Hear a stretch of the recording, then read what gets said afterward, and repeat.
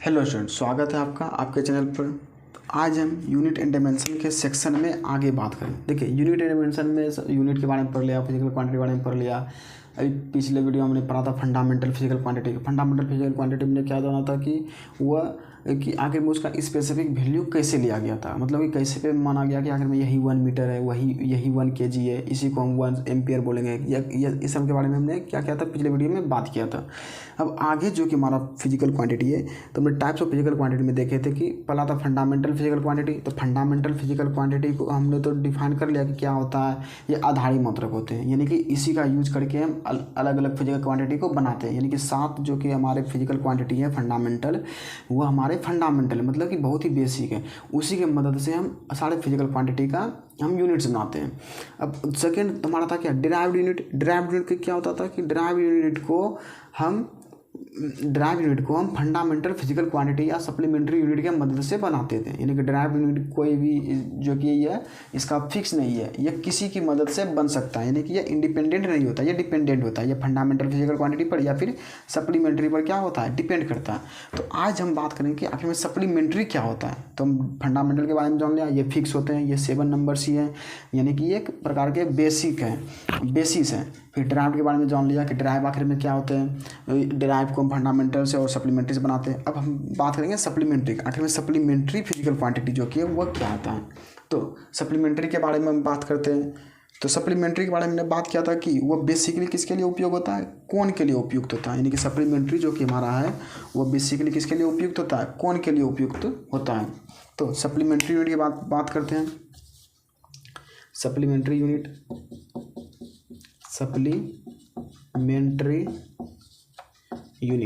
Supplementary unit यह क्या होता है। देखिए, द यूनिट यानी कि ये एक ऐसा यूनिट है, the unit which is useful for the angle. यानी कि वैसा मात्रक जो कि किसके लिए उपयुक्त हो, कोण के लिए उपयुक्त हो। यानी कि वह मात्रक जो कोण के लिए उपयुक्त होता है उसे हम क्या बोलते हैं, सप्लीमेंट्री यूनिट कहते हैं। यह फंडामेंटल फिजिकल क्वांटिटी का ही एक पार्ट है। अब यह क्या है, ये part of fundamental physical quantity, A part from fundamental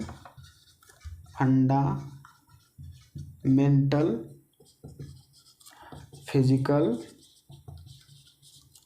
quantity, ये फंडामेंटल फिजिकल क्वांटिटी का एक पार्ट। अब आप बोलेंगे कि ये फंडामेंटल फिजिकल क्वांटिटी का पार्ट कैसे हुआ, क्योंकि हमने बात किया था कि फंडामेंटल फिजिकल क्वांटिटी में 7 नंबर्स ही हैं जो कि बेसिक थे, उसके बारे में हमने बात भी किया था। अब ये कैसे फंडामेंटल फिजिकल क्वांटिटी का पार्ट हो गया। तो देखिए, फंडामेंटल फिजिकल क्वांटिटी क्या थे, 7 नंबर्स थे। यानी कि वो mass, length, time, current temperature, amount of substance और लुमिनियस इंटेंसिटी थे, वो 7 थे।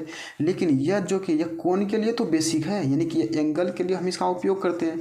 और एंगल में यह क्या है, यह कॉमन है, मतलब कि एंगल के लिए उपयोग होता है और एंगल का यह एक बेसिक है। यानी कि इसी के मदद से हम एंगल के सारे वैल्यू को हम रखते हैं, सारे वैल्यू को हम प्राप्त करते हैं इसी के मदद से, सप्लीमेंट्री यूनिट की मदद से। इसलिए इसको हम क्या बोलते हैं, एक प्रकार का बेसिक ही बोल देते हैं, एक प्रकार का फंडामेंटल ही बोल देते हैं। फंडामेंटल किसका बोल देते हैं, एंगल का। यानी कि ये एक प्रकार का एंगल का ही फंडामेंटल यूनिट है। तो इसलिए हम इसको बोल देते हैं कि अपार्ट फ्रॉम फंडामेंटल यूनिट, यानी कि फंडामेंटल फिजिकल क्वांटिटी का ही एक पार्ट बोल देते हैं किसको, सप्लीमेंट्री यूनिट को। तो सप्लीमेंट्री यूनिट जो कि हमारे टोटल होते हैं वो कितने हैं, 2 हैं। पहला प्लेन एंगल के लिए, दूसरा सॉलिड एंगल के लिए। तो हम इसको बोल सकते हैं there are 2 types of supplementary unit. ये कितने होते हैं, there are 2 types of supplementary unit. यानी कि सप्लीमेंट्री यूनिट कितने प्रकार के होते हैं, 2 प्रकार के। फर्स्ट जो कि हमारा होता है वो क्या होता है, प्लेन एंगल, यानी कि समतल कोण के लिए। प्लेन एंगल के लिए जो कि यूनिट होता है वो होता है रेडियन। सप्लीमेंट्री यूनिट जो कि प्लेन एंगल के लिए होगा वो हमारा रेडियन है। प्लेन एंगल मतलब क्या, समतल कोण। और दूसरा है सॉलिड एंगल। सॉलिड एंगल मतलब क्या होता है, घन कोण।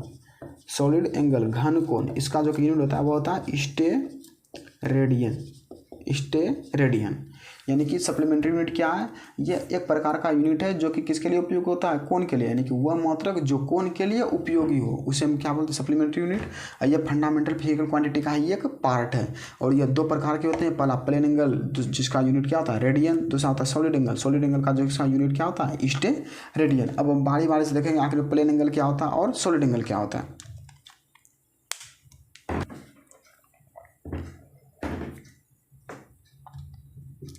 फर्स्ट है हमारा plane angle, plane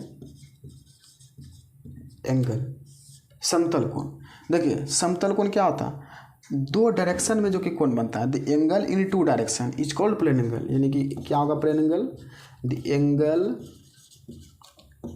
in two direction, angle in two direction is called plane angle. यानी कि वह कोण जो दो दिशा में बनता है उसी को हम क्या बोल देंगे, प्लेन एंगल बोल देंगे। यानी कि the angle in two direction is called plane angle, वह कोण जो दो दिशा में बनता है उसे हम समतल कोण कहते हैं। देखिए कोण भी हम जानते हैं कि तीन प्रकार के होते हैं। कोण कितने प्रकार के हैं, तीन प्रकार के होते हैं। पहला होता है न्यून कोण, दूसरा होता है सम कोण, तीसरा क्या होता है अधिक कोण। यदि हम न्यून कोण की बात करें तो एक ऐसा एंगल है जिसमें कि कोण जो कि हमारा होता है वह 90 डिग्री से कम होता है। यानी कि ये जो थीटा है, ये थीटा हमारा 90 डिग्री से क्या होगा, कम होगा, यानी कि लेस देन होगा किससे, 90 डिग्री से। इसको हम क्या बोल देंगे, एक्यूट एंगल, यानी कि न्यून कोण, एक्यूट एंगल, न्यून कोण। इसको हम हिंदी में बोल देते हैं न्यून कोण। यानी कि वैसा कोण जो 90 डिग्री से क्या हो, कम हो, उसे हम क्या बोलते हैं, एक्यूट एंगल। दूसरा हमारा होता है right angle. Right angle means क्या, जिसमें कि एंगल जो कि हमारा था वो कितना होता है, 90 डिग्री का। यानी कि जो थीटा जो कि हमारा होता है, थीटा बोलते हैं, थीटा इक्वल टू क्या होता है, 90 डिग्री। इसको हम क्या बोल देते हैं, राइट एंगल। मतलब क्या, सम कोण, सम कोण। और थर्ड जो कि हमारा एंगल होता है वह होता है ऑब्ट्यूस एंगल। क्या होता है, ऑब्टस एंगल। ऑब्टस एंगल मतलब क्या, अधिक कोण। इसमें जो कि हमारा थीटा होता है वह कितना होता है, 90 डिग्री से ग्रेटर देन होता है। थीटा ग्रेटर देन 90 डिग्री, हम इसको क्या बोल देते हैं, ऑब्टियस एंगल। ऑब्ट्यूस एंगल मीन्स अधिक कोण। एंगल कितने प्रकार के होते हैं, एंगल होते हैं तीन प्रकार के। यानी कि प्लेन एंगल जो कि हुआ है वो तीन प्रकार के होते हैं। पहला एक्यूट एंगल, राइट एंगल और obtuse angle. Acute angle means न्यून कोण, राइट एंगल मीन्स सम कोण और ऑब्ट्यूस एंगल मतलब अधिक कोण। आपसे पूछे प्लेन एंगल क्या होता है, तो वह कोण जो दो दिशा में बनता होता है, the angle in two direction is called plane angle. यानी कि वह कोण जो दो दिशा में बनता हो उसे हम क्या बोल देंगे, प्लेन एंगल बोल देंगे, यानी कि समतल कोण बोल देंगे। अब हम बात करेंगे प्लेन एंगल का जो कि यूनिट है रेडियन। आखिर में वह रेडियन कैसे पड़ा, होता है कि नहीं, कि यानी कि यूनिट जो हम प्लेन एंगल का बोलते हैं कि रेडियन बोलते हैं यूनिट, वो रेडियन कैसे पड़ा, आखिर में कैसे पता चला कि ये हम 1 रेडियन इसी को बोलेंगे। यानी कि साइंटिस्ट ने कैसे फिक्स किया 1 रेडियन, तो उसका भी कुछ स्पेसिफिक वैल्यू होता है, तो उसको भी हम देखेंगे कि 1 रेडियन आखिर में होता क्या है।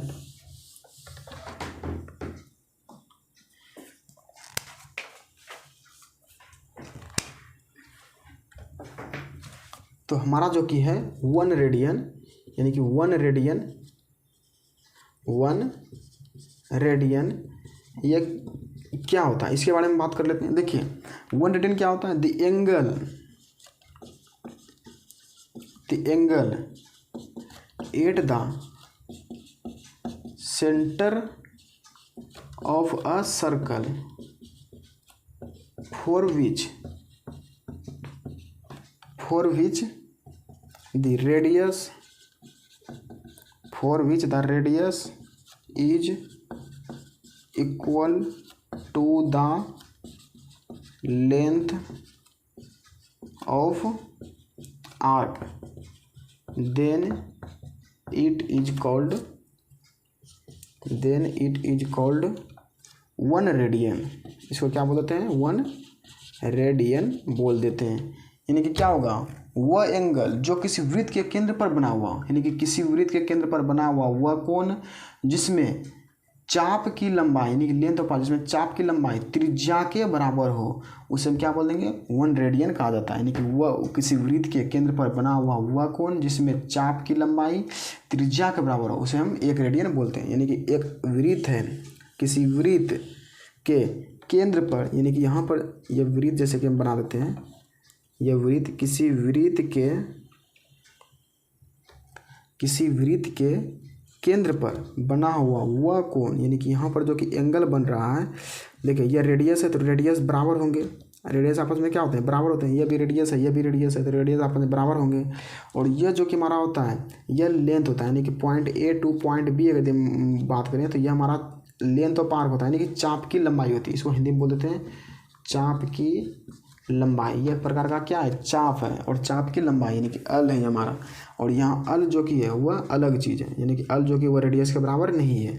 लेकिन हमारे क्वेश्चन में क्या बोल दिया कि वो किसी वृत्त के केंद्र पर बना हुआ वह कोण, यदि इसको एंगल में थीटा मान लेते हैं तो किसी वृत्त के केंद्र पर बना हुआ वह कोण जिसमें चाप की लंबाई त्रिज्या के बराबर हो, तो उसे हम क्या कर देंगे, 1 रेडियन कर देंगे।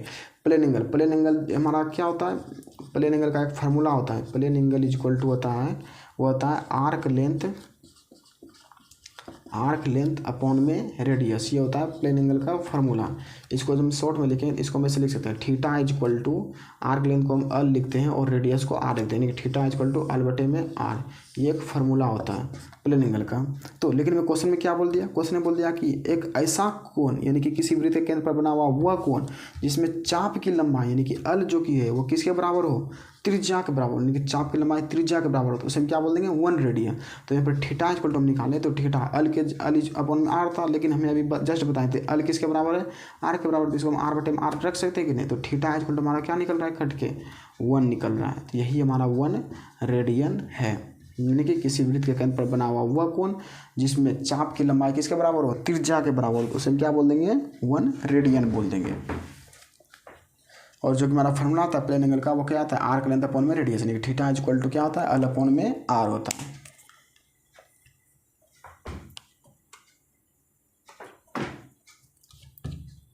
अब हम प्लेन एंगल के कुछ एग्जांपल लेते हैं, प्लेन एंगल के हम कुछ एग्जांपल ले लेते हैं। एग्जांपल के तौर पर अगर ये हम बोल देंगे कि बताइए एक सर्कल में सेंटर पे कितना कोण बना है। देखिए सर्कल जैसे कि हम बनाए, ये सर्कल है, सर्कल का ये जो कि रेडियस होगा ये आर होगा, कैपिटल आर होगा।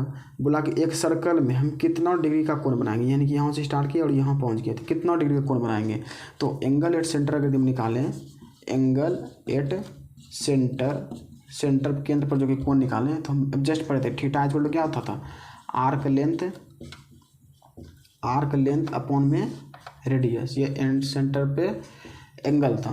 तो देखिए आर्क लेंथ हमारा यहाँ पर क्या मिल रहा है, आर्क लेंथ जो कि हम यहाँ पर से स्टार्ट किए और यहाँ टोटल स्फीयर जा रहे हैं, मतलब कि यहाँ बिंदु से स्टार्ट किए और एक स्फीयर का हम टोटल जो कि क्या कर रहे हैं, हम एक चक्कर लगा रहे हैं और फिर उसी बिंदु पर पहुँच गए। तो यहाँ पर हमारा आर्क लेंथ जो कि हो जाएगा वह सर्कल का परिमाप हो जाएगा या फिर परिधि हो जाएगा। तो सर्कल का जो कि परिमाप होता है वो क्या होता है, 2πr होता है। सर्कल का परिमाप ये नहीं होता है, यानी कि पूरा सर्कल का अगर एक बिंदु से लेकर के फिर उसी बिंदु पर लौट कर आ जाए तो उस टोटल सर्कल का जो कि लंबाई हो गया है, फिर परिमाप बोले यानी पेरीमीटर ऑफ सर्कल जो कि होता है वो कितना होता है, 2πr होता है। और 2πr और जो कि रेडियस है, रेडियस यहाँ पर कितना है, r है। तो थीटा इक्वल टू हमारा यहाँ पर क्या निकल गया, 2πr अपॉन में r, तो r से r कैंसिल, तो यहाँ पर थीटा इक्वल टू हमारा क्या निकल गया, 2π। और जस्ट बताए थे कि थीटा का जो कि हमारा यूनिट था वो क्या था, रेडियन, यानी कि एक इस सर्कल के जो कि सेंटर पे जो कि हमारा एंगल निकल रहा है वो क्या निकल रहा है, 2π। रेडियन को शॉर्ट में RAD लिख देते हैं, 2π रेडियन, यानी कि एक सर्कल के सेंटर पे कितना रेडियन का कोण बन रहा है, 2π का कोण बन रहा है। अब बात करते हैं कि सेमी सर्कल की, यानी कि सेमी सर्कल में कैसा क्या होता होगा, सेमी सर्कल।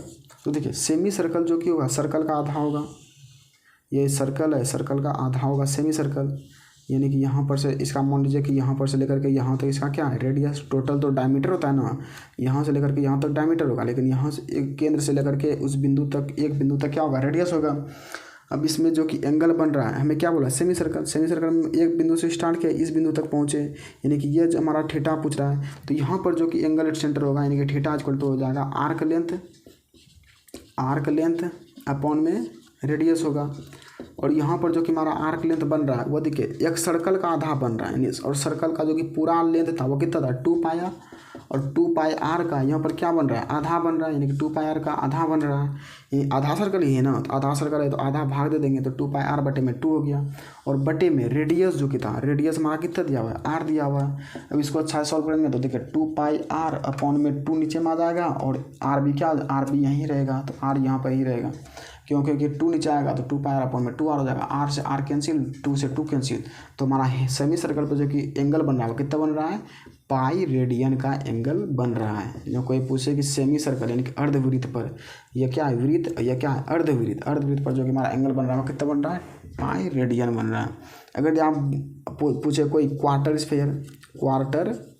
सर्कल की, यानी क्वार्टर सर्कल मतलब क्या, यानी कि एक प्रकार जो कि सर्कल का चौथाई भाग यानी क्वार्टर सर्कल मतलब सर्कल का चौथाई भाग का जो कि पूछे। देखिए आधा सर्कल का भी जो कि वह एक आधा हो जाएगा, यानी ये सर्कल जो कि है ये आधा अर्धवृत्त है, अर्धवृत्त का भी आधा हो जाएगा यह। और यहाँ पर जो कि एंगल घूर रहा है यहाँ पर से यहाँ ही जा रहे हैं, बस इस पॉइंट से इस पॉइंट तक जा रहे हैं। और यह जो हमारा क्या है ये हमारा रेडियस है। अब आपसे पूछ लिया कि इसकी लंबाई बताइए। देखिए ये क्या ये अर्धवृत्त का आधा है, और अभी हम थीटा छोटे फॉर्मूला लगाएंगे क्या, आर्क लेंथ अपॉन में रेडियस, आर्क लेंथ अपॉन में रेडियस ये फॉर्मूला लगाएंगे। और ये देखिए ये लंबाई जो कि यानी कि यहाँ पर से लेकर के यहाँ तक ये अर्धवृत्त का आधा है, यानी अर्धवृत्त अगर टोटल ये है तो इसका एक पार्ट कर देंगे तो ये, और अर्धवृत्त का परिमाप क्या निकाल लेते हैं 2πr/2। तो देखिए 2πr/2 इसका भी ये आधा है, यानी कि इंटू में 2 हो जाएगा, इंटू में 1/2 होगा ना, यानी कि अर्धवृत्त हमारा यह था, अर्धवृत्त की परिमाप यह था और इसका भी यह क्या है आधा है। और अपॉन में रेडियस क्या है हमारा r है। तो देखिए यहाँ पर क्या हो जाएगा 2 से 2 कैंसिल हो रहा है, एक πr अपॉन में 2r निकल रहा है, तो r से r कैंसिल, तो यहाँ क्या निकल गया π/2 निकल गया। तो π/2 निकल गया। तो हमारा जो कि यह सर्कल होता है यानी कि क्वार्टर सर्कल होता है, इसका जो कि केंद्र पर कोण बनेगा वह कितना बनेगा π/2 रेडियन कोण बनेगा, यानी कि केंद्र पर कितना कोण बनेगा π/2 रेडियन, किसके क्वार्टर सर्कल के केंद्र पर π/2 रेडियन का कोण बनेगा। ये थे कुछ पॉइंट सर्कल के बारे में। हम बात करते हैं कि अब देखिए कंप्लीट सर्कल के, फॉर कंप्लीट सर्कल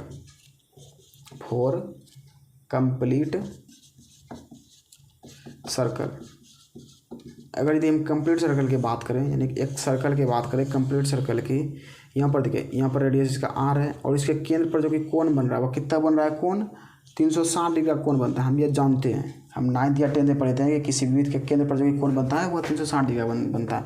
लेकिन यहाँ पे मैं बोल दिया कि इसके जो केंद्र पर कोण बन रहा है वो कितना बन रहा है 2π रेडियन का कोण बन रहा है।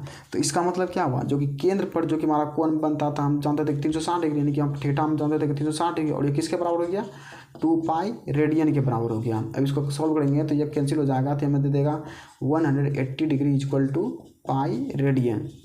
ये हमारा एक वैल्यू है, यानी कि 180 डिग्री और कितना होता है पाई रेडियन है, पाई का मान कितना हो गया 180 degree, pi radian equal to 180 degree. अब डिग्री को रेडियन में बदलेंगे तो क्या करेंगे 180 को उधर ले जाएंगे तो इधर हो जाएगा 1 डिग्री, यानी कि 1 इंटू में 180 करेंगे तो 180 को इधर ले जाएंगे, यहाँ पर 1 बचेगा, तो 1 डिग्री इक्वल टू क्या निकल जाएगा पाई अपॉन में 180 रेडियन। अगर यदि आपको कोई पूछे डिग्री को रेडियन में कन्वर्ट कीजिए, यानी कि डिग्री को किस में कन्वर्ट करूँगा रेडियन में, तो हम ये फॉर्मूला लगाएंगे π/में 180। अब कोई बोले कि रेडियन को डिग्री में बदलिए तो पाई को इधर लेकर आ जाएंगे, तो 1 रेडियन इक्वल टू हमारा क्या निकल जाएगा 180 डिग्री बटे में पाई, यानी कि अगर रेडियन को में डिग्री में बदलना है तो वह 180 बटे में पाई, और डिग्री को रेडियन में बदलना है तो पाई अपन में 180। तो ये थे कुछ सर्कल्स के पॉइंट्स, यानी कि कंप्लीट सर्कल का जो कि एंगल हम जान अभी निकाले 2π रेडियन, लेकिन हम जानते थे कि 360 डिग्री होता है, तो 360 डिग्री इक्वल टू 2π रेडियन हो गया। 2 से 2 कैंसिल किया तो 180 डिग्री, तो 180 डिग्री हमारा क्या निकल गया पाई रेडियन। 180 डिग्री का वैल्यू क्या होता है पाई रेडियन। अब 1 डिग्री निकालेंगे तो 1 डिग्री इक्वल टू हो जाएगा पाई अपन में 180 रेडियन, और अगर 1 रेडियन निकालेंगे तो ये हो जाएगा 180 डिग्री बटे में पाई।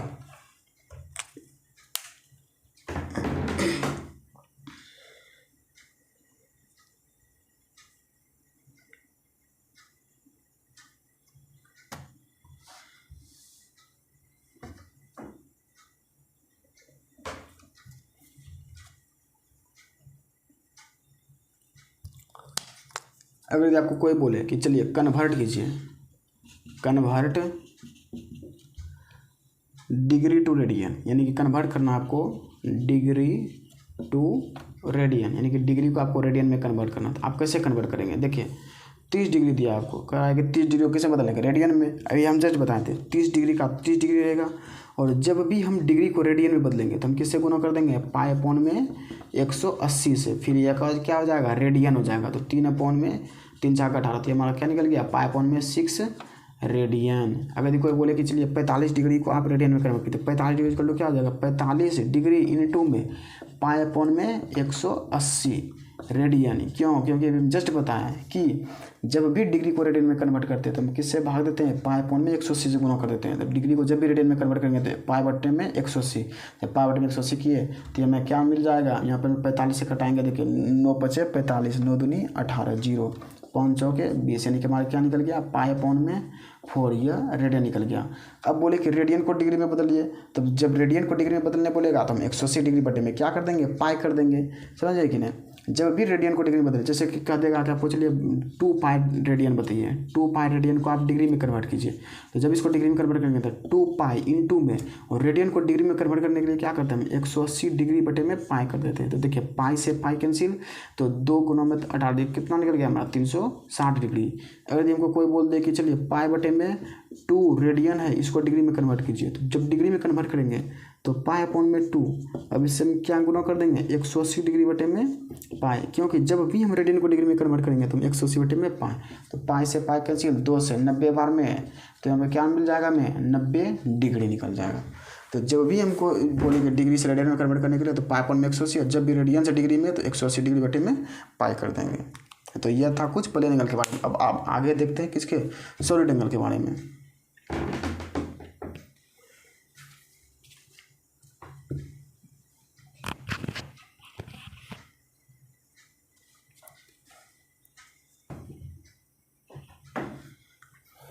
सेकंड हमारा क्या है, सेकंड है हमारा सॉलिड एंगल। सेकंड क्या है हमारा, सॉलिड एंगल, घन कोण या फिर ठोस कोण बोले तो ये सॉलिड एंगल क्या होता है, द एंगल इन 3 डायमेंशन, यानी कि वो 2 डायमेंशन में जाएगा या 3 डायमेंशन में जाएगा, the angle in 3 dimension.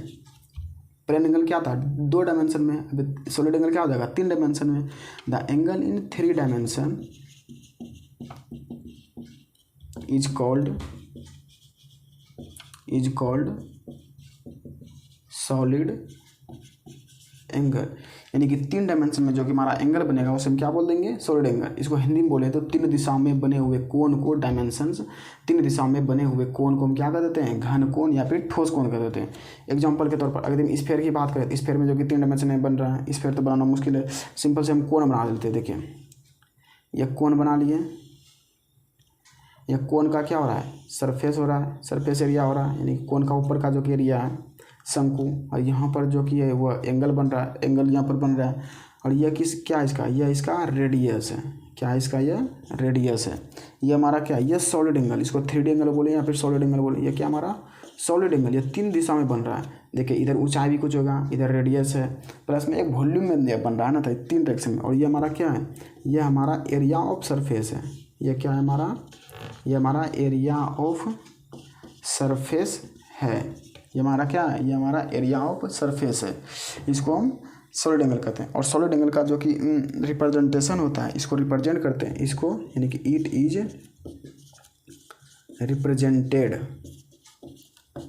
Represented by omega. इसको हम किससे रिप्रेजेंट करते हैं, ओमेगा से रिप्रेजेंट करते हैं, किसको, सॉलिड एंगल को। और सॉलिड एंगल का जो कि फार्मूला होता है, सॉलिड एंगल यानी कि ओमेगा इज इक्वल टू होता है क्या, एरिया ऑफ सरफेस अपॉन में रेडियस स्क्वायर, रेडियस का स्क्वायर, यानी कि सॉलिड एंगल का जो कि फार्मूला होता है वो होता है एरिया ऑफ सरफेस अपॉन में रेडियस स्क्वायर। अब इसका देखेंगे यूनिट ऑफ सॉलिड एंगल, जब इसका यूनिट देखेंगे तो ओमेगा इज इक्वल टू, देखिए एरिया ऑफ सरफेस अपॉन में रेडियस स्क्वायर, आर स्क्वायर है। तो एरिया क्या होता है, लंबाई इंटू में चौड़ाई, और लंबाई इंटू में मीटर इंटू में मीटर स्क्वायर हो गया। और रेडियस को हम किसे मापते हैं, मीटर में ही तो मापते हैं, तो इसका भी यूनिट मीटर हो जाएगा। तो मीटर पर क्या है स्क्वायर, तो ये भी स्क्वायर। देखो ये कट के क्या मिल रहा है हमें, यूनिट लेस मिल रहा है। क्या मिल रहा है, यूनिट लेस, मीन्स कि ओमेगा जो कि हमारा होता है वह क्या होता है, हमारा यूनिट लेस होता है, इसका कोई भी यूनिट नहीं होता है।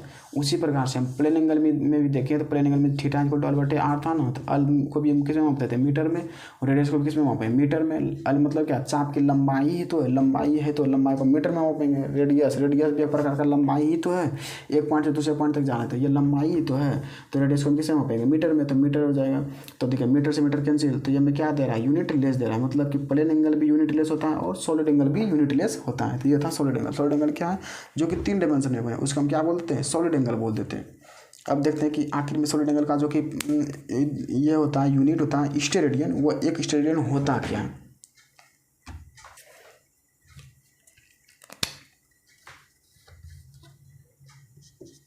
वन रेडियन, इसको हम शॉर्ट में SR भी बोल देते हैं, 1 रेडियन। यह क्या होता है हमारा, देखिए द सॉलिड एंगल यानी कि द एंगल विच इज, यानी कि वह angle, the angle which is at the centre of a sphere, which is at the center of a sphere for which the surface area